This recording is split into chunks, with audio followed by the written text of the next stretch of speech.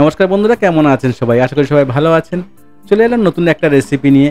আজকের রেসিপি হলো কাঁচা খেসারি কড়াইয়ের পরোটা। সঙ্গে থাকছে নতুন একটা দুর্দান্ত একটা বড়া রেসিপি। তো চলুন দেখে নেব আজকের রেসিপি স্টেপ বাই স্টেপ কীভাবে বানাবো আর কি কি লাগছে এই রেসিপিটা বানাতে দেখে নেব। খুব সুন্দর একটা রেসিপি শেয়ার করলাম, আশা করি আপনাদের ভালো লাগবে। তো চলুন শুরু করা যাব আজকের রেসিপি খেসারি কড়াইয়ের পরোটা ও বড়া। তো এই রেসিপিটা বানানোর জন্য আমি নিয়েছি 1 কাপ ময়দা আর নিয়েছি হাফ কাপ আটা। তো দিয়ে দেবো লবণ স্বাদ মতো। লবণটা দিয়ে একটু ভালো করে মিশিয়ে নিতে হবে। তারপরে এখানে দিয়ে দেবো জল দিয়ে অল্প অল্প জল দিয়ে এটাকে একটা ডো বানিয়ে নেব। দেখুন এমনভাবে অল্প অল্প জল দিয়ে, জলটা একসঙ্গে দেবো না, অল্প অল্প জল দিয়ে একটা ডো বানিয়ে নিতে হবে। তো আমি ডোটা রেডি করে নেব। একদম নতুন খুব সুন্দর একটা রেসিপি শেয়ার করলাম, আশা করি আপনাদের ভালো লাগবে। যদি আমার রেসিপিটা আপনাদের ভালো লাগে তাহলে একটা কমেন্ট করতে ভুলবেন না। কমেন্টে জানাতে ভুলবেন না রেসিপিটা আপনার কেমন লাগলো। আপনার একটা কমেন্ট আমার ভিডিও বানাতে আরও সাহায্য করবে। তো বন্ধুরা, আমার ডোটা রেডি হয়ে গেছে। দিয়ে দেবো 1 টেবিল স্পুন তেলটা দিয়ে ভালো করে এটাকে মেখে নেবো আর একবার। তারপরে এটাকে আমি 15 থেকে 20 মিনিট রেস্টে রেখে দেবো। তারপরে চলে যাব পরের স্টেপে। আমি এখানে খেসারি কড়াই নিয়েছি, কাঁচা আমাদের মাটির কড়াই নিয়েছি 1 কাপ। তো কড়াইটাকে আমি পেস্ট করে নেব। 1 কাপ কড়াই দিয়েছি, দেবো 2 থেকে 3টে কাঁচা লঙ্কা। আপনি যেমন ঝাল খাবেন তেমন বুঝে দিয়ে দেবেন। আর দিয়ে দেবো এখানে ধনিয়া পাতা হাফ কাপ মতো। দিয়ে এটাকে আমি ভালো করে পেস্ট করে নেব, একটা মিহি পেস্ট বানিয়ে নেব।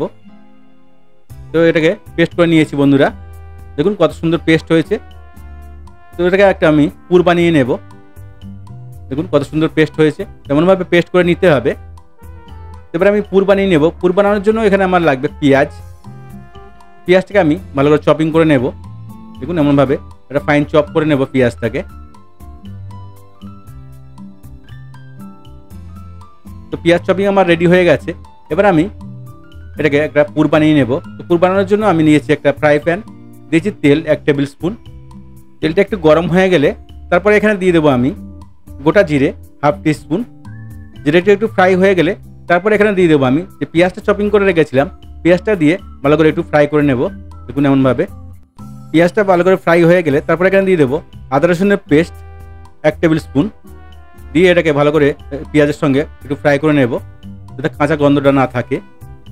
আপনি চাইলে পেঁয়াজ রসুন নাও দিতে পারেন, তবুও খুব সুন্দর লাগবে পরোটাটা। আমি পেঁয়াজ রসুন দিয়েছি এখানে। তো ভালো করে এটা ফ্রাই হয়ে গেলে তারপরে আমি যে পেস্টটা বানিয়েছিলাম পেস্টটাকে এখানে দিয়ে দেবো। পেস্টটা দিয়ে ভালো করে একটু ফ্রাই করে নেব, একটু শুকনো শুকনো একটা পুর বানিয়ে নেব। পেস্টটাকে ভালো করে আমি দিয়ে দেবো, দিয়ে ভালো করে আমি এটাকে ফ্রাই করতে থাকবো 3 থেকে 4 মিনিট। তারপর দিয়ে দেবো স্বাদ মতো লবণ, আর দিয়ে দেবো চিলি পাউডার হাফ টিস্পুন, আর দিয়ে দেবো হলুদ পাউডার 1/4 টিস্পুন, আর দিয়ে দেবো জিরা পাউডার হাফ টিস্পুন। দিয়ে সবগুলোকে একসঙ্গে ভালো করে মাখিয়ে নেব। দেখুন আমার পুরটা অলরেডি টাইট হয়ে এসছে। তো এবার এটাকে আমি আরেকটু টাইট করে নামিয়ে নেব, যাতে কোনো জল না থাকে, জল ভাবটা না থাকে। তো পুরটা আমার রেডি হয়ে গেছে বন্ধুরা। এটাকে আমি এবারে নামিয়ে ঠান্ডা করে নেব। পুরটা যতক্ষণ ঠান্ডা হচ্ছে ততক্ষণ আমি ময়দাটা রেডি করে নেব। তো ময়দা আমার খুব সুন্দরভাবে সেট হয়ে গেছে বন্ধুরা। এবারে আমি এটাকে আরও একটু মেখে নেব। ভালো করে মেখে নিয়ে ছোটো ছোটো ডো কেটে নেব, আমি যেমন সাইজের পরোটা বানাবো। দেখুন এটা ভালো করে মেখে নিয়ে ছোটো ছোটো আমি ডো কেটে নেব, যেমন পরোটার ডো হয়। আপনি যেমন সাইজের বানাবেন তেমনই ডো কেটে নেবেন। দেখুন এখানে আমি ডো কেটে নিয়েছি। এবার এই ডোগুলোকে একটু হাত দিয়ে গোল গোল করে নেব, যে পরোটা বেলার সময় কোনো টেরা বেঁকা না হয়। তো ডোগুলো সব রেডি হয়ে গেছে।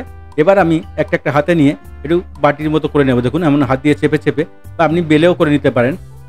তো নিয়ে তারপরে পুরটাকে আমি ভরে দেব, যেমন মটরশুঁটির কচুরি আপনারা বানান তেমনই ভালো করে ভরে পুরটাকে ভালো করে সিল করে দিতে হবে। দেখুন এমনভাবে সিল করে দিয়েছি, দিয়ে একটু হাত দিয়ে চেপে নেব। দেখুন কত সুন্দর হয়েছে। তো এমনভাবে সবগুলোকে আমি রেডি করে নেব। দেখুন ডোটা ভালো করে সিল করে দিতে হবে, তাহলে কী হবে, ফ্রাই করার সময় ছেড়ে যাওয়ার ভয়টা থাকবে না। দেখুন এমনভাবে ভালো করে আমি সিল করে দিয়ে হাতে একটু ঘুরিয়ে নিয়ে তারপরে চেপে রেডি করে নেব। দেখুন তো বন্ধুরা এমনভাবে সবগুলোকে আমি রেডি করে নিচ্ছি। এগুলো আমার রেডি হয়ে গেছে। এবার এগুলোকে আমি একটা একটা করে বেলে ফ্রাই করতে আরম্ভ করব। এবারে হাত দিয়ে চেপে নেব, নিয়ে হালকা হাতে এটাকে বেলতে হবে। খুব মোটাও বানাবো না, খুব পাতলাও বানাবো না, ধরুন এমন সাইজ হবে, খুব মোটাও না খুব পাতলাও না। তো এবার আমি ফ্রাই করতে চলে যাব। ফ্রাই করার জন্য আমি নিয়েছি একটা ফ্রাই প্যান গরম হয়ে গেছে। এটাকে শুকনো ফ্রাই প্যানে আমি আগে ফ্রাই করে নেব উল্টে পাল্টে, তারপরে হালকা বাটার বা তেল দিয়ে এটাকে ফ্রাই করে নেব। তো শুকনো ফ্রাই প্যানে এটা উল্টে পাল্টে আগে দু সাইডটা ফ্রাই করে নিতে হবে, তাহলে কী হবে খুব সুন্দরভাবে ফুলে যাবে। তো এমনভাবে ভালো করে এটা ফ্রাই করে নেবো উল্টে পাল্টে। তারপরে আমি অল্প অল্প তেল দিয়ে এটাকে ফ্রাই করে নেব। দেখুন এমনভাবে।